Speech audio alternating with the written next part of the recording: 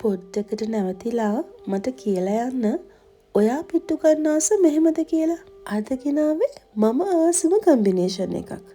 පොල් වැඩිපුර දාපු පිට්ටු වලට රසට සැරට ඇඹුලට මිරිස් මාළු හින්දුමක්. තෙල් රත් වුණාම අබසෝදරු එක්ක උළුහාලුත් මම බෙදගත්තා. ඊළඟට තෙම්පරාදුව හදාගත්තා. ලිපේ ගින්දර අඩු කරලා ඒ තෙම්පරාදුවටම මිරිස් කුඩු, බෙදපු මිරිස් කුඩු, කළු කුඩු එකතු කරා. තුන පහ ටික හොඳට බැදුනට පස්සේ ලුණුයි ගොරකයි එකතු කරලා ඒකත් කවලම් කරගෙන මාළු ටික තෙම්පරාදුවෙම යහමින් බෙදෙන්න දෙනවා.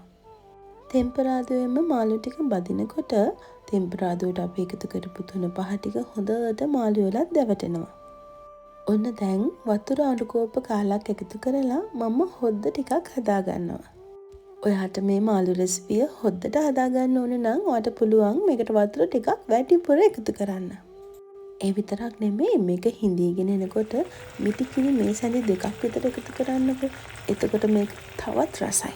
මේ හදන මාළු රෙසිපියම වතුර හොඳටම හිඳලා හදාගත්තම මාසයක් වුණත් ඔයාට ෆ්‍රිජ් එකේ කල් තියාගන්න පුළුවන්. වීඩියෝ එකේ දැක්ක විදියට මම අවසානයේ එකතු කරේ අමු මිරිස් කරලක් ඊනියට ලියාගෙන. තක්කාලි දාලා බ්ලෙන්ඩර් කරපු ලුණු මිරිසයි හදාගත්ත මාළු මිරිස් එක්ක පොල් වැඩිපුර දාපු පිට්ටුයි. ඔන්න දැන් රස බලන වෙලාව. ඔයාටත් රස දැනුණා නම් සේව් කරගන්න. යාළුවොත් එක්ක ෂෙයා කරගන්න. ගිහින් එන්න සුබ දවසක්.